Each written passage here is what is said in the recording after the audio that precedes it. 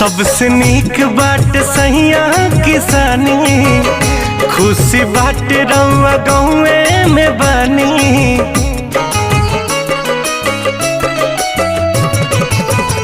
सबसे नीक बाट सहिया किसानी, खुशी बाट रउआ घरवे में बानी। मुहमारो कमैला के ए जी बाहर